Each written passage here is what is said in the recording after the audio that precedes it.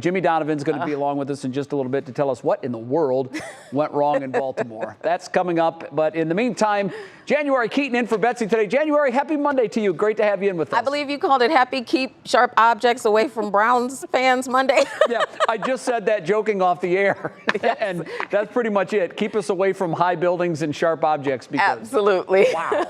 Well, that it's good to be back with you, next level Jay. bad. Big shoes to fill, but I'll do my best. It's good to have you in, January. We begin today at 5. After 8.5 years on the job, MetroHealth Systems CEO Akram Boutros announced today he is stepping down. This will be effective at the end of next year. Yeah, and many say Boutros set a high bar for the person who will have to replace him.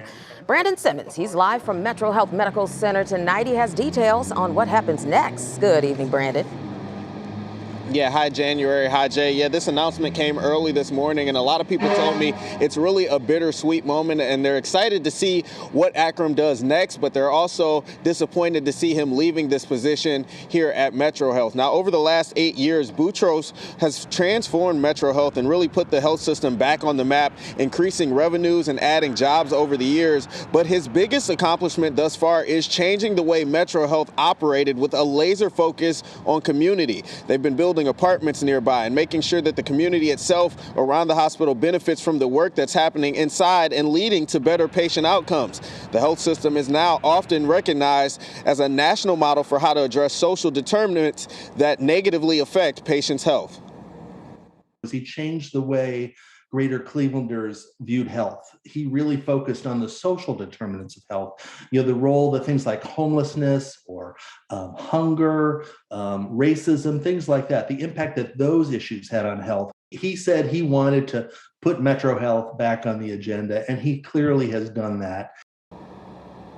Now, Dr. Boutros isn't stepping away immediately. He's going to stay on the job through the end of 2022, which will allow him to see the new Glick Center and Behavioral Health Hospital open in October of next year. He said he feels like that would be the perfect time to pass the baton to the next leader of MetroHealth. Now, the Board of Trustees is tasked with finding out who will be the next replacement. They're going to hire a search firm that will help them in that process. However, everybody I talked to says these will be big shoes to fill, as Dr. Boutros is considered the gold standard in the industry. Wow. Yeah, it certainly is, and he has done a tremendous job turning things around there. It sounds like the next CEO has some big shoes to fill. Tough act to follow, indeed. Thank you so much, Brandon. All right, now on your feet at 5, everybody. Foreign travelers from several countries in southern Africa are now banned from entering the U.S. as the White House tries to buy time against a new COVID-19 variant. President Biden says it's not if Omicron is coming here, but when. NBC's Chris Pallone reports from Washington. When I was elected, I said I would. President Biden sounding a cautious alarm over the latest COVID-19 variant, Omicron. This variant is a cause for concern, not a cause for panic. The World Health Organization calls the global risk from the new mutation very high, but health experts say it will be a couple weeks before they know how transmissible it is and whether it causes severe illness. The best protection still, they say, is to get vaccinated. If you haven't already gotten vaccinated, or if you have and you're eligible for a booster, do it now. This is the best way to protect yourself against Delta, which is still very much with us in the U.S., and Omicron, if it comes to the U.S., which it almost certainly will at some point. But it's unclear right now how effective the current vaccines are in protecting against Omicron. Drug makers say studies are underway, as well as work on new versions. The playbook is to understand a little bit better, and then within weeks, I think we will know most of the information that needs to be known, but every day you learn more. The president defending his order to block foreigners from coming to the U.S. from South Africa and 7 other nations in the region. It gives us time. It gives us time to take more actions. Japan, Morocco, and Israel have taken similar steps to slow the spread. New Omicron cases have now been identified in Canada and several countries in Europe. And the president says it's just a matter of time before it's detected here. Chris Pallone, NBC News, Washington. Well, today is expected to be the biggest online shopping day of the year, with Adobe predicting shoppers will spend, get this, between $10.2 and $11.3 billion just today. But the anticipated shopping surge comes on the heels of a lower than anticipated Black Friday turnout. Isabel Lawrence spoke with an expert to learn what to expect as we head into the holiday shopping season. Online spending on Black Friday dipped this year, down to $8.9 billion from $9 billion last year, according to data from Adobe Analytics. But from the activity in Cleveland Clothing's Lakewood warehouse, you wouldn't be able to tell. This one's been selling like crazy so far. The local business is churning out orders during the time owner Mike Kubinski says is their busiest of the year. We do a lot of business between Thanksgiving and Christmas Eve. Cleveland Clothing has a Cyber Monday deal going, 20% off online. And Kubinski says sales are on track to meet their goals. Sales are going great so far. I woke up and, I was like, whoa, people are shopping. Kubinski says they're off to a good start for the holiday season and haven't seen the slowdowns reflected in nationwide trends. Yeah. On Friday, Sensormatic Solutions found there was a 28.3% decline in shopper traffic on Black Friday compared to pre-pandemic levels in 2019. But expectations are still high for Cyber Monday. There are no other indications that would suggest that that consumers should be very subdued overall. The economic numbers are kind of doing all right. So I would say that they would probably be, if not at the top end, they would be at expectation. Expert Rakesh Neeraj expects the shopping season to even out with 2019 and says a good indication that people are willing to spend is travel numbers. People are out and about. People have gone during this Thanksgiving break. The air traffic was almost pre-pandemic level and so on. So I think even shopping numbers could potentially go in the same range. Retailers looking to bounce back from last year as shoppers work their way through those holiday wish lists. Our goals are, gauged towards last year, so we're seeing definitely an increase, and definitely also with in-store traffic, a lot more people coming out shopping. So those are all good things. It really is incredible how shopping has changed just over really the last decade. Everybody used to go to stores. There used to be long lines, particularly later in the holiday season. Now, I think we're seeing the shift has really happened full steam now to cyber shopping. Isabel joins us now live on the set. Obviously, it's a good thing that the Cyber Monday numbers are expected to be big, but do we know why the numbers were lower than expected with the Black Friday numbers? What can you tell us about that? Yeah, that's a great question. I asked the expert. He said there are actually a number of factors as to why that might be the case. So we've all seen, you touched on it there, these sales are starting earlier and earlier in the season. So you no longer have to wait for that one day of deals to get all of those sales. Also, with all these supply chain issues we've been seeing, that might have spooked some people to start their shopping earlier so they don't have to run into those shipping delays later on. And then, of course, with the pandemic, some people might not be comfortable braving those big Black Friday crowds in the malls and shopping centers. So that could have kept them away as well. Yeah, all eyes on this number here, that Cyber Monday number. I told you, between $10 and $11 billion expected to be spent just today. A lot of eyes will be on that number to see how that shakes out. Yeah. Okay, I appreciate you stopping by, Isabel. Thanks. Yeah, absolutely. Lamar Jackson back over the middle, throws, it's tipped, and it is picked off. Denzel Ward's got it. Ward racing across the field, racing left and right, and finally brought down. Jackson's got the snap. Here comes pressure. He's way back at the 30-yard line, being chased by Garrett. Throws the ball over the middle, and it's caught in the end zone. Touchdown, Mark Andrews. Unbelievable. In the pocket. The pocket's good, and he fires down by the goal line, and a tumbling catch by Njoku.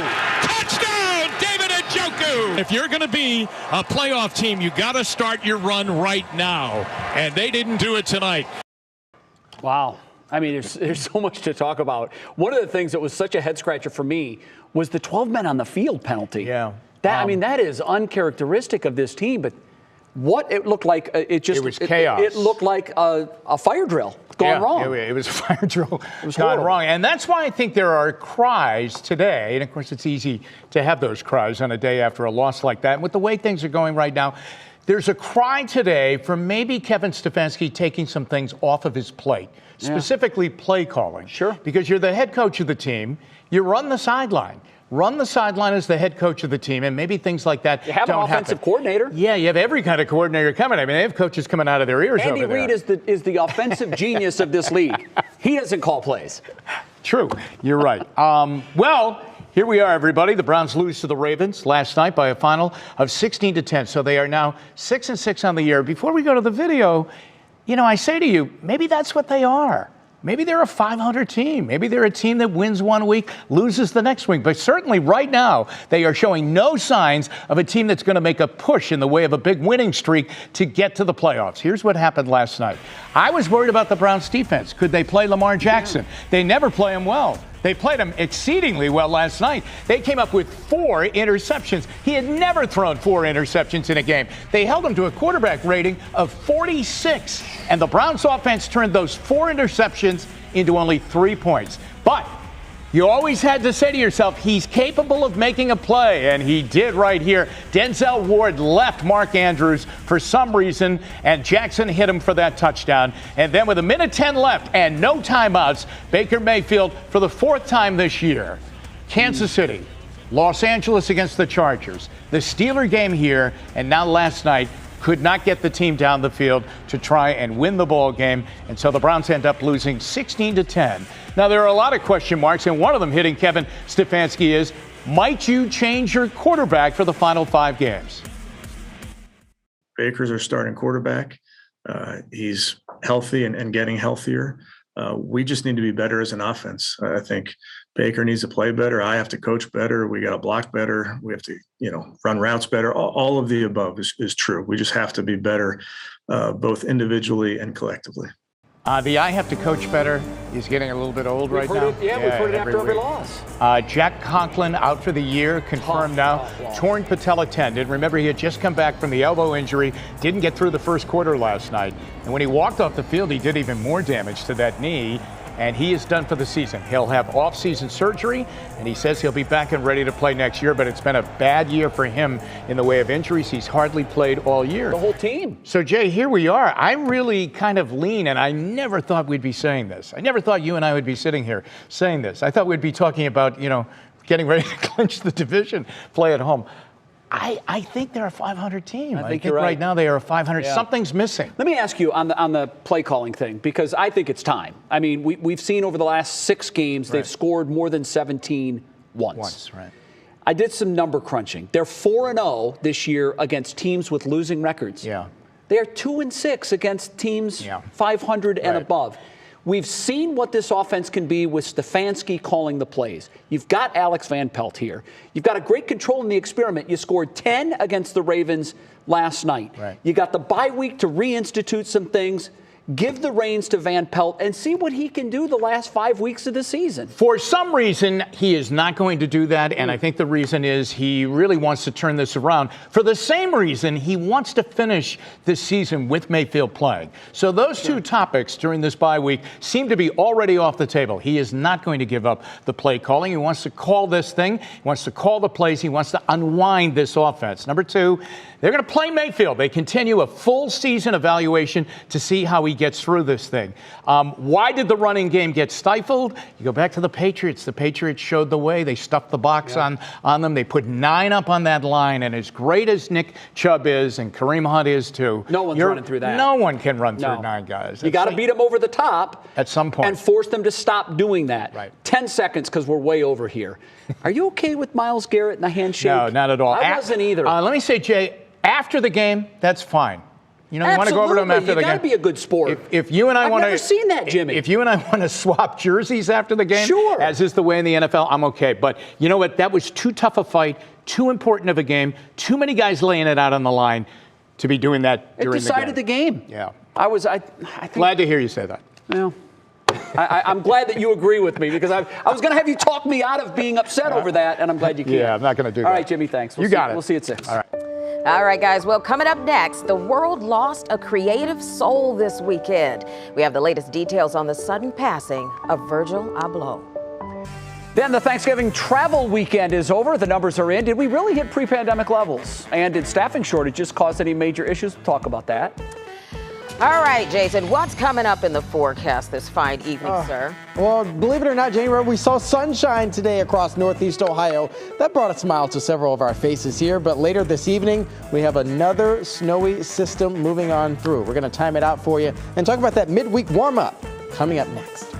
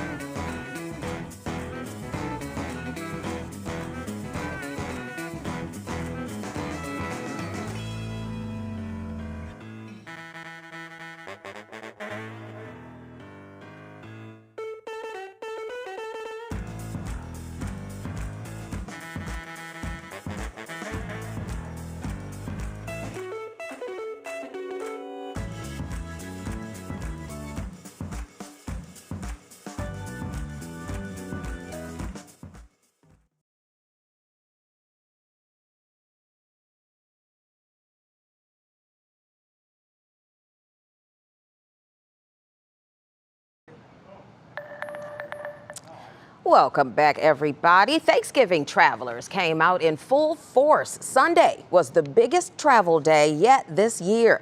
Now, TSA estimates that 2.4 million flyers took to the skies. Over the entire Thanksgiving travel period, an average of 2 million passengers traveled each day. That's the most since 2019. No major problems reported either. You guys did good. Several airlines beefed up their staffing, trying to avoid all the chaos, and weather did cause some delays in the Northwest, but pretty good overall. Right, no delays in our weather department. I don't know, today was pretty nice. For someone who doesn't like the cold, I actually enjoyed it. You know what, January, it comes with the territory, especially for this time of year. Radar has been behaving itself across Northeast Ohio for our Monday. This time yesterday, not too much because we had winter weather advisories in effect. Speaking of which, out Northwest, they've had a stream of moisture coming in, a sort of a river of moisture coming in off of the Northwest. And this is what has been precipitating our issues we've been having here across Northeast Ohio with snowfall and those clipper systems. A few flurries moving across the area right now. You can see just streaming just to the south near Strongsville area, North Royalton, just to the south of 71 and also 80, picking up some light snowfall this evening. But for the most part, the heavy system that we have to focus on for tonight headed through tomorrow is moving our way later on this evening. It's still centered over portions of Wisconsin, even Michigan at this hour. You can see where some of that snowfall beginning to move in portions of Northwest Ohio and even northeastern Indiana. So let's roll the clock forward here. Your National Design Mart hour-by-hour forecast will place the snowfall in our area before 10 p.m. tonight. We'll start to see some of that snowfall begin to edge closer to the area. 71 is definitely going to have some light to moderate snowfall. It is a quickly moving system, which is the good news for us, as this area of low pressure really traces off to the north and east. By sunrise tomorrow morning, folks in the east versus the west will begin to see a little bit of clearing. And then throughout the heart of the day, could we get a little bit of sun peaks moving into the region? I think so. That'll help to boost our moods here. And through the afternoon, we'll likely see those winds still kick up out of the north and west, only about 5 to 10 miles per hour. A little bit of a light sprinkle there because we'll have our temperatures elevated above the freezing mark, but most of it is going to be rain. You can see a little bit of mixing moving through northwestern Pennsylvania, but for the most part, we're going to be A-OK. Through the late night into the early hours for Wednesday, a light rain shower will move through, and we'll also see some sun peaks on Wednesday as well. But as you can see, our southwest winds are pulling in elevated temperatures, a warming wind. We'll have our temperatures above the freezing mark, upper 30s, low 40s. That system kicks on out of here, and we could be having some clearing come Thursday as well. So it's sort of a boomerang effect we're having all week long. You can see that rolling out in your Union Home Mortgage 7-day outlook. Low 40s tomorrow, early snow, then tapering a little bit. Late shower, this is indicative now, late shower expected by Wednesday, Thursday, a stray shower or two, but notice the warming temperatures, upper 40s, low 50s by Thursday, and then boom, that's when another clipper system moves in just in time for the weekend. Late snow Friday, heading to a snow-rain mix on Saturday. We'll talk about that clipper system in the next half hour coming up a little bit. January? All right, we'll see you there, Jason. Thank you, sir. All right, next, Lindsay Lohan. We still keep up with her? She has a new piece of hardware, everyone. We have all the details on the star's new engagement. Then this guy had one job. Wait until you see what happens next. It's our show is something good, and it's coming up.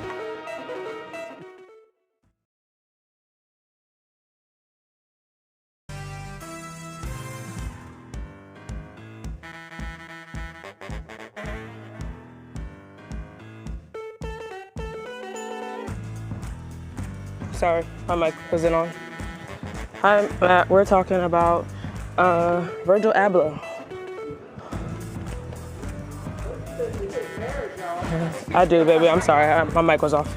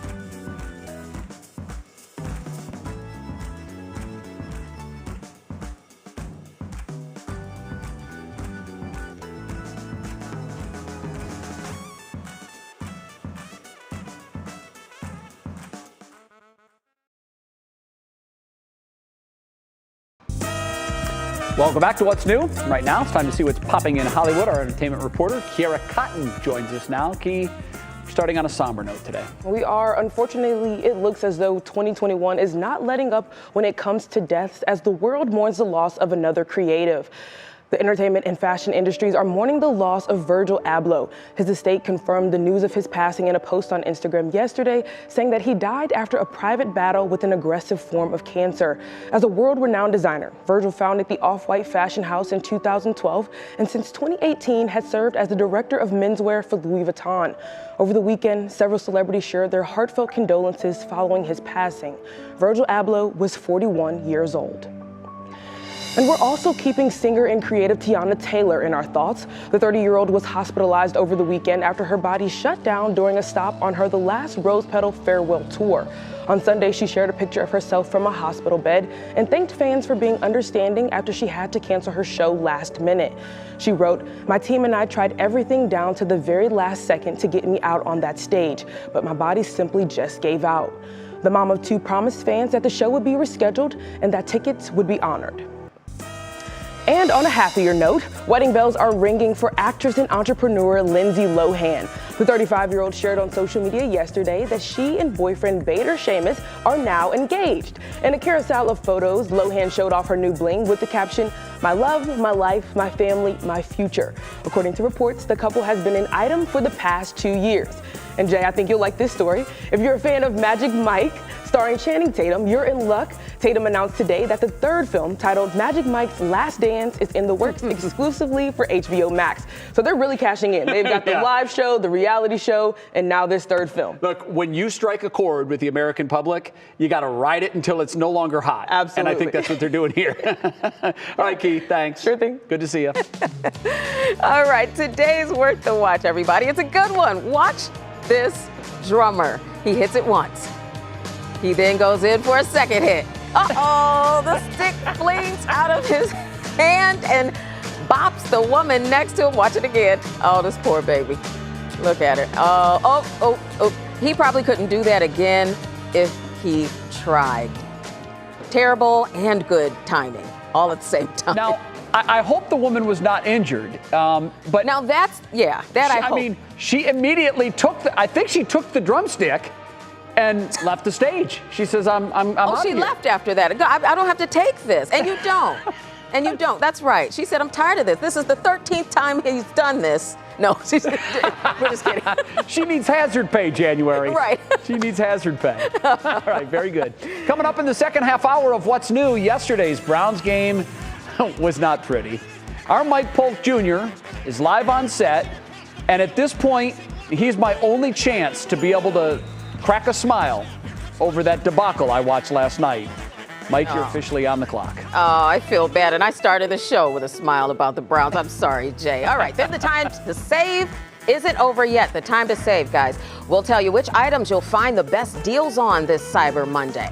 And don't forget to shop local this holiday season. We've got some tips for you and some top spots to shop right here in Northeast Ohio. It's all coming up in the second half hour of What's New.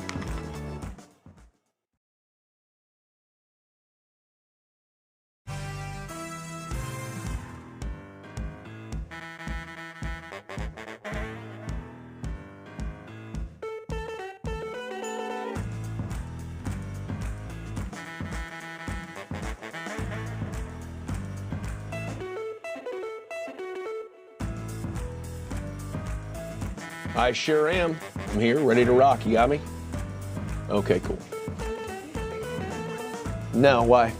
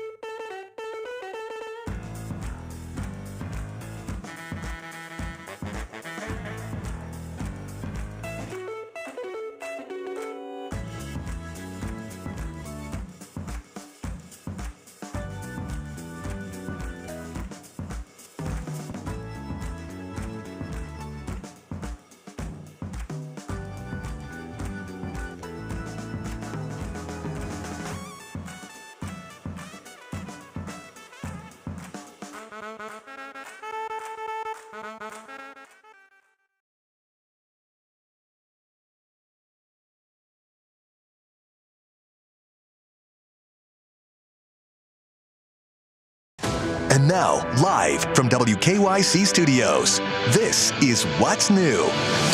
Let's get you caught up on three things you need to know here at 5:30. Today, MetroHealth's CEO and President Dr. Akram Boutros announced he's retiring at the end of next year. He was named the company's CEO back in 2013 and has overseen an incredible expansion, which includes 20 health centers, 4 hospitals, 5 Metro Express care locations, and 10 pharmacies, in addition to the work on main campus. The company says its annual revenue grew from $785 million to more than $1.5 billion under Boutros. He released a statement today saying, in part, with the Glick Center and Behavioral Health Hospital open next year, this feels like the right time to hand the baton to MetroHealth's next leader. All right, and there is a new COVID variant causing concern among health leaders. The Omicron variant was first spotted in South Africa, but it's now been detected in several countries. Now, right now, none have been detected in the U.S. According to the White House, Dr. Fauci says it'll take about 2 weeks to know more about how it's transmitted and the severity of it. But the World Health Organization said late this afternoon, early evidence shows the global risk is very high. They also believe the current vaccines will likely protect people from Omicron. Late this afternoon, we learned that a Bay Village student's private information was sent to families of the 2022 graduation class.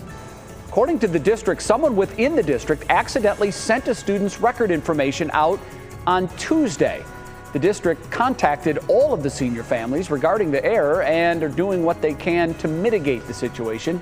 Officials did not say who's responsible for sending the email or potential consequences. And with that, we welcome you back to What's New. I'm Jay Crawford, along with January Keaton, who's in for Betsy. January, Mondays around here when the Browns lose, particularly when it's such a devastating loss, it can be kind of tough, as you know. It's definitely, you can feel the energy. It's a little bit low today. Absolutely. Not like it usually is. Yeah, sure. it is low. I got to tell you, I like Victory Mondays so much more. I have one saving grace. I'm hoping against all hope that Mike Polk can put a smile on my face. It hasn't even been a full 24 hours since that horrendous loss. If Mike can't do it, who can? You're right. If Mike can't, no one can. You watched. The team looked a mess. We all saw it. They couldn't capitalize even when things went their way. 4 interceptions. They scored 3 points off those 4 picks. Here's Mike Polk Jr. Here's his unique take on the game and the problems facing this Browns team. Before I criticize the Browns in that game we saw yesterday, in the spirit of fairness, I first want to acknowledge that Coach Stefanski and Baker are the best thing to happen to my football team in a very long time. That said, it should also be noted that it doesn't take very much at all to be the best thing that happened to our football team in a very long time. Coach Stefanski, that just means that you're an improvement over Freddie Kitchens and Hugh Jackson. Baker, you're a breath of fresh air after having to watch Deshaun Kaiser, Charlie Fry, and 2 different McCowns. What I'm saying is the bar wasn't very high to begin with. But last year, you guys smashed through those expectations. We looked confident, and we always looked like we at least deserved to be there. Boy, what a difference a year makes. Getting called for 12 men on the field after a timeout? What was that? Teams have adjusted to us. We've caught some bad breaks, but that's football. It's about how a team reacts to those setbacks that determine success. And I gotta tell you, we're not reacting very well right now. All I'm asking is that we be honest. Can we just stop pretending like everything's fine, Browns? There's obviously something fundamentally wrong with this team, and it starts with Baker. Easy, Baker bros. Retract your cyber clause. I'm not saying your favorite non-family member isn't good. I'm saying Baker isn't okay physically, regardless of how badly the Browns want to pretend that he is. He's got a bum shoulder, a bad heel, a pulled groin, and a knee injury. But other than that, he's in great shape. And to be clear, we're not mad at Baker for being injured, but stop getting defensive and trying to downplay it by acting like he's fine. We can clearly see that he's not. Don't insult us. Yes, he can still walk and he still has function in all of his limbs. That doesn't mean he should be out there. And of course, it's not all his fault that he can't be at his best right now. The receivers are dropping passes. The run game couldn't get anything going yesterday. And early in yesterday's matchup, we lost one of our best offensive linemen for the year and had to replace him once again with a guy named Blake. Blake Pants. Now, the defense looked great and snagged 4 interceptions, so Browns fans can't blame them or defensive coordinator Joe Woods for this loss. So you're off the hook this week, Joe. But don't get too comfortable. If the D slips again next game, we'll totally forget about this success and go right back to complaining about you. I don't make the rules. So how does a team get 4 interceptions, some in excellent field position, and only convert that into 3 total points? Easy. The Ravens simply showed no respect for Baker Mayfield in the Browns passing game. Baltimore just loaded up the line of scrimmage to shut down the run and just dared the Browns to throw. And it sure worked great. It was almost like they knew we were playing an injured quarterback with a bum shoulder and limited mobility and took advantage of that. Baker shouldn't have played last week against the terrible Lions, but he started anyways instead of our highly compensated, highly competent, if unremarkable backup quarterback who had already won 1 game this year against a team better than the Lions. The Browns squeaked out a win, Baker took some more physical abuse, and here we are. And now we have about 2 weeks to dwell on this loss and hope that the Browns remember how to be the team that they were last year, and also that our quarterback somehow miraculously heals like the Wolverine before we have to face these insufferable ratbirds yet again, this time at home. And for the life of me, I don't know why, but I still somehow have faith that they can figure this all out and end the season on a hopeful upswing. But I've been to some dark places, so probably don't go by me. As before and as always, go Browns. I want to do like a breakdown of all of these that I've done each week and just listen to my Go Browns at the end. Your It's sadder and enthusiasm, yeah. sadder. Like at first I'm like, Go Browns! Yeah. I look like a teenager. Yeah. Now I'm a grizzled old man just like, Go Yeah, Browns. speaking of grizzled. So, I'm beginning to think that they need a wheel of blame. Mm-hmm. And you can put Baker and Stefanski's play calling and Joe Woods and the defense. And because every week it's something OBJ's different. dad, he's on the wheel. Dad. Now Kareem Hunt's dad is in on the mix. Don't forget about me. Mm-hmm. I've got to ask you while I have you, because I asked Jimmy, am I overreacting to this? Your reaction to Myles Garrett dapping up the best player on our most hated team after he makes really the play that ends our season. That's the way I'm looking at that touchdown throw. I understand. I can't speak for him because, I mean, you heard what he said about it. He respects him greatly I and do stuff. too. I know. It wasn't the appropriate time to do that. No. I don't think that was the appropriate time to do that. Maybe after the game. That's more of an appropriate time to do that. You're not as riled up about this as I am. I'm not as riled up about it, but I am. It is annoying. And I think that it was, it's silly and doesn't look great. And it's, Myles is, he's sort of acting like he's acting like we're 10-4, I feel like, or something at this point. I could be wrong. I get the sense that he's a little too focused on records and personal Maybe a little accomplishments. bit. Yep. And do you think he can hear us right now? I hope not. Oh, Myles, we love you. Yeah, great job. I hope I can outrun him. There's a little chance of that happening. I know. I just do. I love his game, but I want to see him a little more team-focused and not talking about the record. Yes. Because if you go 9-8 and miss the playoffs and he gets the record, so what? I agree. I think part of this is like the system he came here in too. Remember that. Well, because it was all about what you could get for yourself. What can you do for yourself? How much can I make while I'm here before I can go to another team? You know what I mean? Like that was the mentality. Yeah. Probably hard to shake that, even for Myles Garrett. Yeah. Oh well. 5 more weeks. See, go Browns. Yeah, that's where we are. Go Browns. Mike, thanks. No problem. January, save us. Oh, man, that was the saddest Go Browns I ever heard. Coming up, guys, 2021 is wrapping up, and we now have a new word of the year. This is one of my favorite things at the end of the year. What is it? Our Stephanie Haney has the answer in Clicking in Cleveland.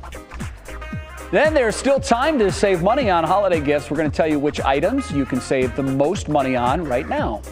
But first, the forecast. Jason, we got some snow coming our way, huh? We sure do, January. Check this out. We have snowfall moving into our region later on this evening into the overnight. But there's good news, though. There's a warm-up happening. We're talking 40s and even 50s and some light rain by the end of the week. We'll time all of it out for you coming up in that 7-day.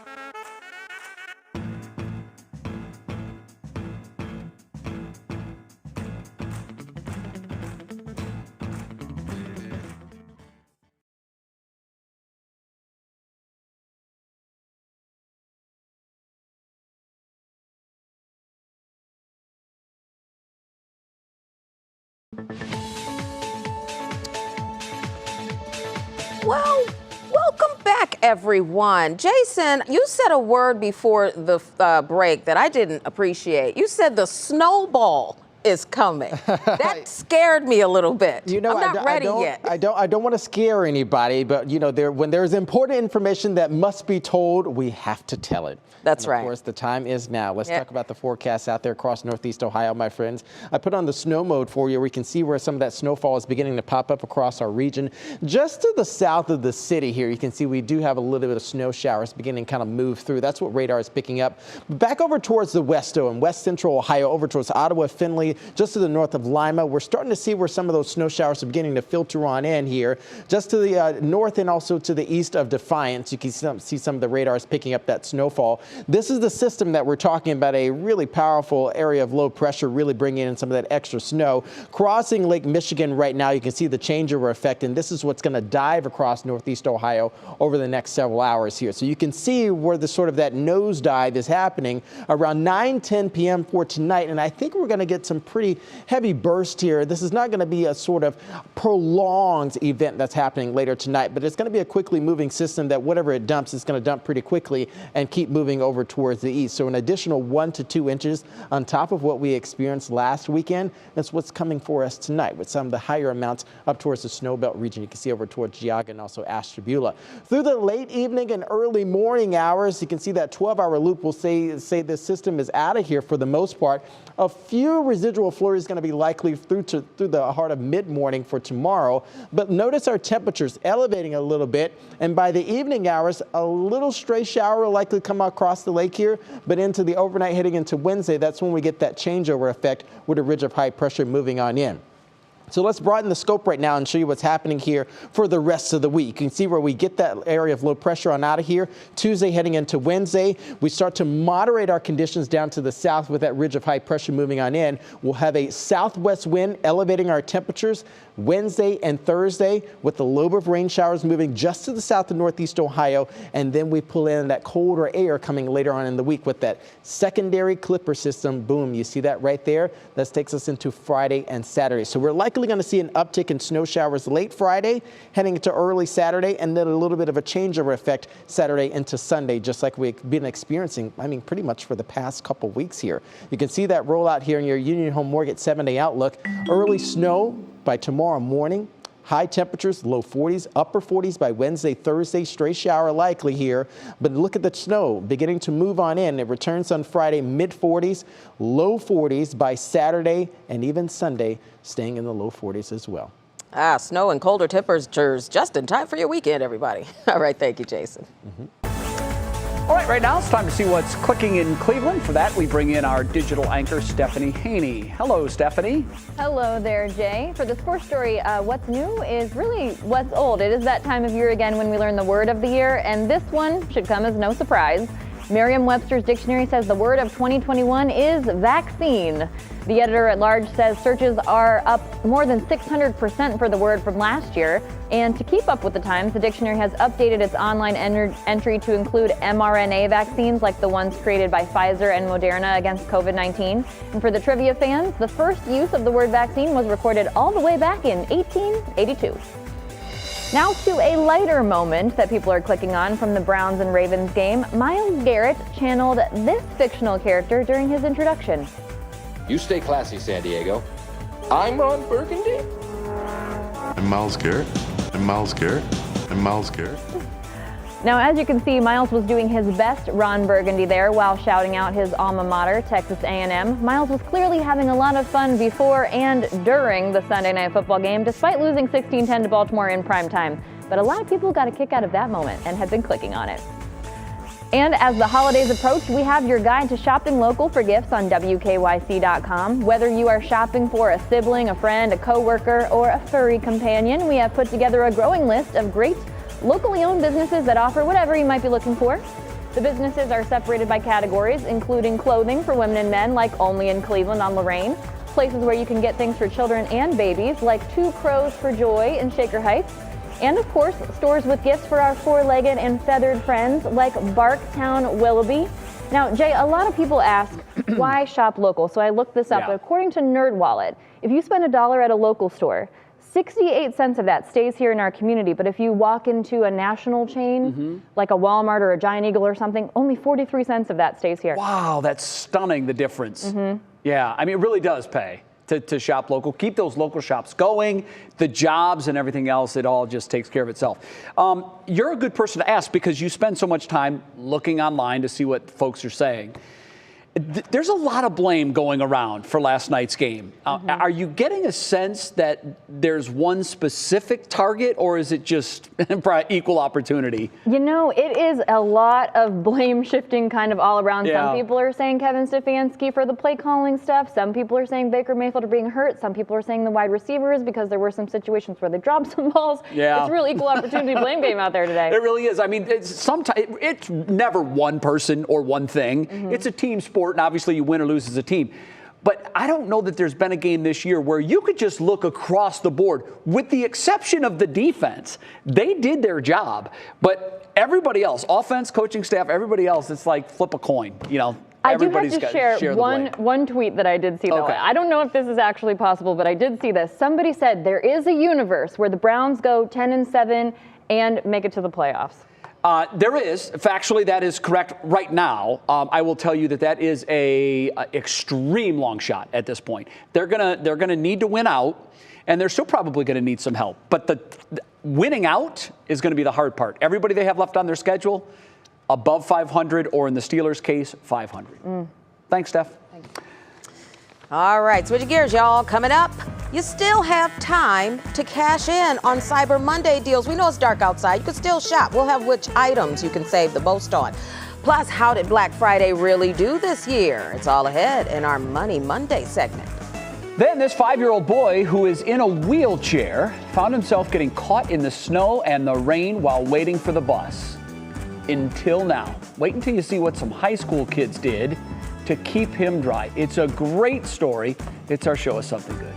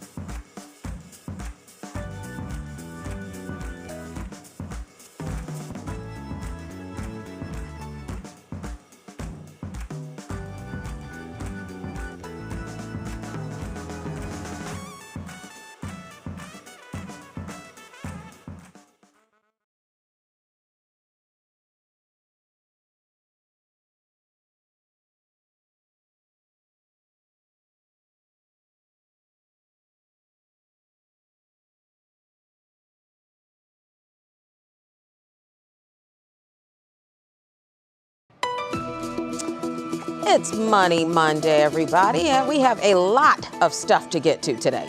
We sure do. Let's start with Cyber Monday. If you haven't cashed in yet on deals, you still have some time. Salesforce is reporting consumers are expected to shell out $11 billion, which would be a new record. Today's biggest discounts will be on clothes, toys, and of course, electronics. The online shopping surge could trigger Christmas chaos, though, with delivery delays and backlogs. I like the alliteration in that, ma'am. Anyway, meanwhile, Black Friday had mixed reviews. Actual foot traffic did not reach pre-pandemic numbers. And for the first time ever, Black Friday shoppers spent less money online compared to last year. Industry insiders say discounts posted in the days and weeks before Black Friday had y'all checking off your gift list earlier than you usually do. One survey found almost 2/3 of people started holiday shopping before Thanksgiving, and I was one of those people, Jack. You got an early start, January? Absolutely. I have a 1-year-old. Yeah, you've got to be organized. When we had younger kids, you really had to have a game plan, and you had to go in and approach it completely differently. I think that, by the way, the experts are right on why numbers were down for Black Friday online and in stores.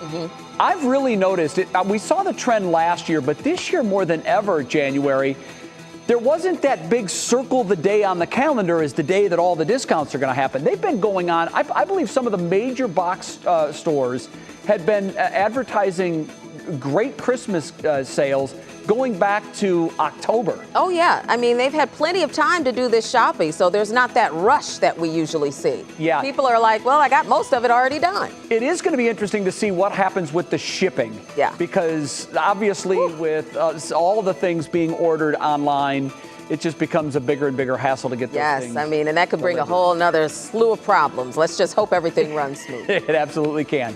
Well, we have one more day to talk about, and that's Giving Tuesday. Are you aware of this day? It's a big day because according to GivingTuesday.org, the global network collaborates year-round to inspire generosity around the world. While most people associate it with donating to local organizations, it doesn't have to be just giving money. It can be giving in any form. You can give of your time, you can volunteer, you can donate items that are needed by so many in our community. It also means helping a stranger or a neighbor, or simply making someone smile. Think about that tomorrow. Coming up next, high school students went above and beyond to make sure this young boy in a wheelchair does not have to wait for the bus in the rain and the snow. What they built for him is ahead in our Show Us Something Good. That will make you smile, I promise. All right, but first, today's pop quiz question is, what year did Cyber Monday start? Don't go to the internet, guys. Try this with your own brain. 2001, 2005, or 2007? We'll have the answer when we return.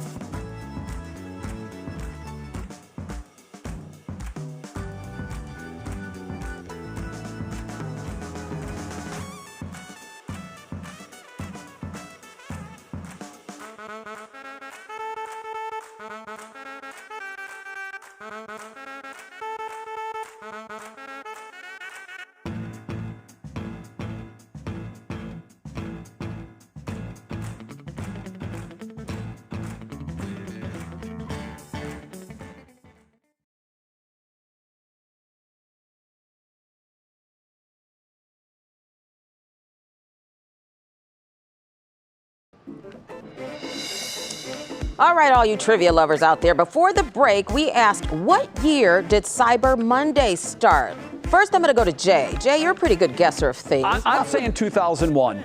You're going to go with 2001? Yeah. Okay. Well, you're very close, but you're off by 4 years. The answer is B, 2005. No parting gift for Jay. All right.